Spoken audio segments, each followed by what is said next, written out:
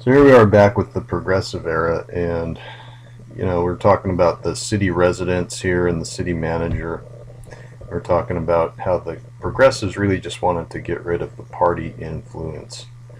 And one way to do that was to hire this thing called a city manager, which would manage basically the money and the tax money coming in to make sure the mayor and the commissioners or the city council members didn't get their hand on it. So that's another democratic reform of the progressive era. There's also some other sources of progressive reform to basically discuss for a few moments, and one of them is organized labor. You see, in the early 1900s, organized labor really was interested in fighting against big business. Obviously, unions were very active. There were lots of strikes. It's no coincidence that the Socialist Party was also very big at this point as well. And so labor won a number of key reforms in many different states, one of them being ending child labor in some states and getting even minimum wage laws passed, and among other things, just really getting out there and protesting for workers' rights. So the second thing is just talking about the Triangle Shirtwaist Factory fire, which is probably one of the most horrible industrial tragedies of all time. And this really opened the public's eyes to the destruction and the problems inside industrial America. The Triangle Shirtwaist Factory fire was basically when two factory owners didn't have proper safety precautions inside a building, and in this building right here, they made the laborers basically made shirtwaists, which was a big fashion at the time, and basically the women who were working inside the factory couldn't get out. The door could only be opened from the outside. And there was a fire that took place. A cigarette butt lighted a whole bunch of scraps of clothing on fire, and generally none of these women could get out, and so a lot of them jumped to their deaths. And this is a picture of them fighting the fire. But it just opened people's eyes to the fact that there needed to be workplace safety. Out west, the progressive movement really took off. Many western states allowed women to vote, as I'm going to show you in a few moments, as well as you had different important people out west that were pushing progressive reforms, like this guy. This is Hiram Johnson, governor of California. Hiram Johnson was instrumental in achieving lots more democratic reforms inside the state, as well as regulating big business, which is basically what progressives wanted to do. And this is just a little bit about the jungle. The Jungle was one of the most horrible books, and in the assignment this week you're going to read a little bit about it. But it's one of those books, again, from the last lecture, about how the United States meatpacking industry was absolutely horrific. Unclean, unsafe, unsanitary, and generally just terrible. So in the assignment this week, you will read about the jungle. So here we are with talking about democracy, and during the progressive era, it says many reformers felt that people needed to have more control of government. And your biggest proponent of democracy was called Governor Robert La Follette. Excuse me. And he was really ahead of his time. He really took to heart the progressive idea of fighting against big business, of working hard to extend democracy past what the parties wanted to choose and to what the people wanted. And so let's look at some of the reforms that Robert La Follette really pushed. One of them is called the direct primary. And it says here that the direct primary gave voters power to choose the candidates in an election. This reform led to Wisconsin being known as the laboratory of democracy. What the direct primary basically was a way to give average everyday people the power to choose the candidates.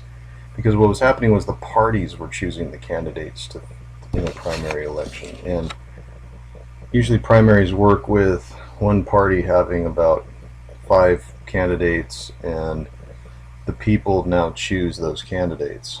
For example, in 2008, Hillary Clinton and Barack Obama were the two Democratic frontrunners, and you have primaries to see who's going to win and who's going to be the nominee. Well, the parties used to choose who they wanted to be the nominees. And this direct primary system gives people that chance, and that's what pretty much every state uses these days, Wisconsin being the first. Progressives also wanted to have what you call the initiative, the referendum, and the recall. Let's talk about those.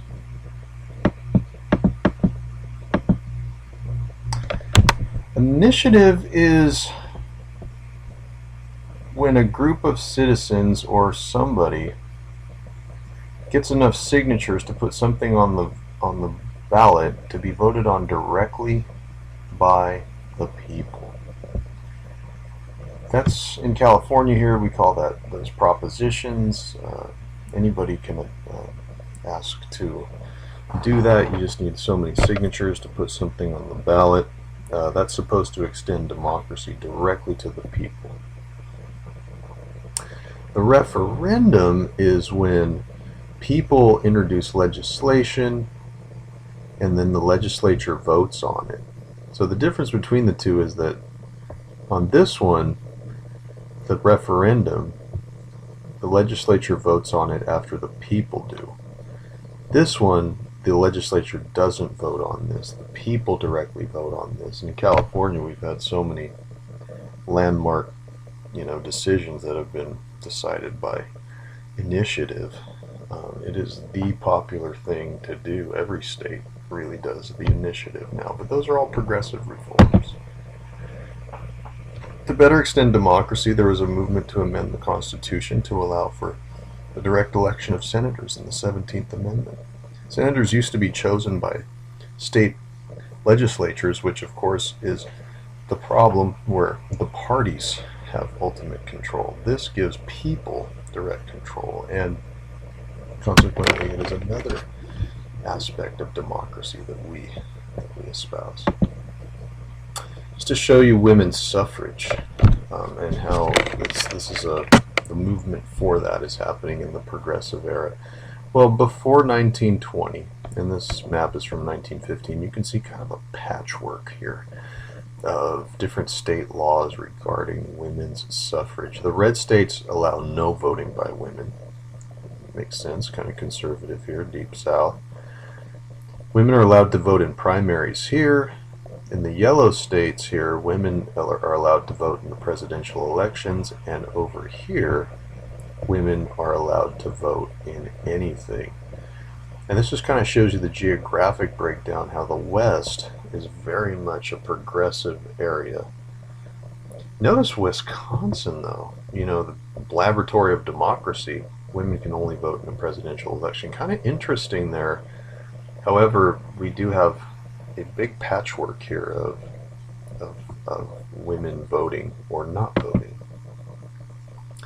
The movement for suffrage intensified in the early 1900s, and especially during the World War I years, as women started to work in the factories and getting that little taste of perhaps independence, perhaps led many suffragettes here to finally push Congress to actually enact, these are more pictures here, the 19th Amendment. The 19th Amendment granted women the right to vote and was ratified by the states in 1920. Again, a very progressive reform and the centerpiece, I think, of what the progressive movement was all about.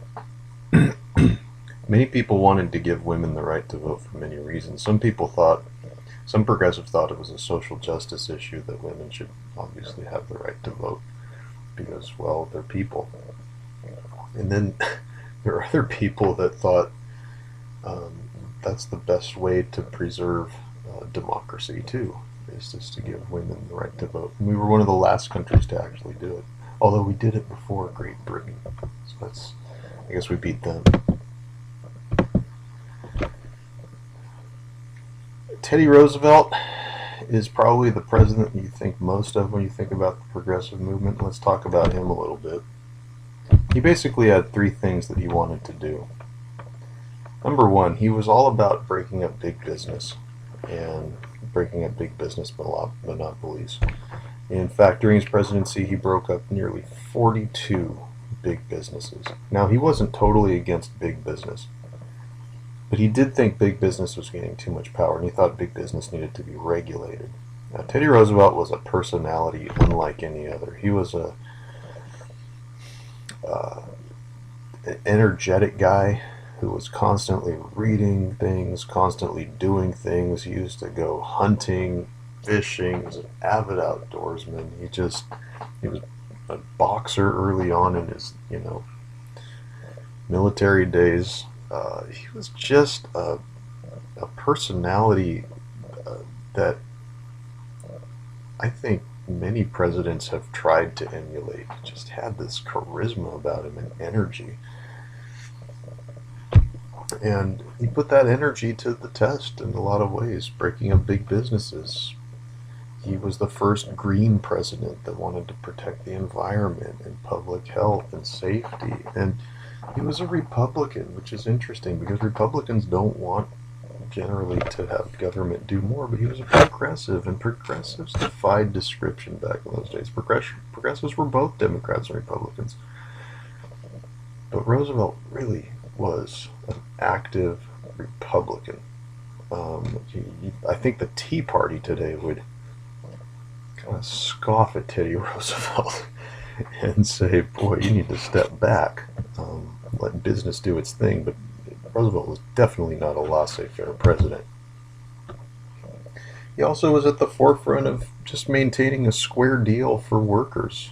He called it the square deal, actually, as you can see here in the slide. But improving working conditions for factory workers is really what Teddy Roosevelt was all about. It didn't matter what the policy was or where it came from in terms of if it was Democrat or Republican. If he thought it was good for the American people, he thought it was good enough for the American people, if that makes any sense. He didn't care about labels, and he didn't care about necessarily what anyone thought of him. He was going to do the right thing for the American people. He was a big believer in conservation. He declared millions of acres of land as protected national forests, and he actually urged Americans to conserve the natural resources too. He was big into that. As you can see here in this picture, he's standing at Yosemite National Park with John Muir. John Muir was a tremendous nationalist and one of the founders of the Sierra Club. And Teddy Roosevelt was all about that. And, you think about his active lifestyle and stuff, and check out what he did too. And I think this is one of the biggest legacies of Teddy Roosevelt, is creating these national parks where people could go and enjoy the wildlife, the nature. That's what Teddy Roosevelt wanted to do, is to preserve those areas. In fact, the Grand Canyon, interesting story here. Early on in the 1900s, there were miners that wanted to just go and gouge the Grand Canyon and just get iron out of it or whatever they could get out of it. And Teddy Roosevelt said, no way you're doing that. We're going to have the Grand Canyon to be for future generations so that they can see the natural beauty of the western states. I think I kind of wondered too about the political motives. Don't think for a minute that some of this stuff is not politically motivated, right? By making some of these things national parks, you definitely help to solidify your case in a national election, right? So Teddy Roosevelt, in case I didn't say it before, Teddy Roosevelt became president after William McKinley. William McKinley was assassinated, and Teddy Roosevelt then served the remainder of his first term, of what would have been McKinley's first term, and then he served second term, and then he served a second term after that. So he was president from 1901 to 1909. Now his successor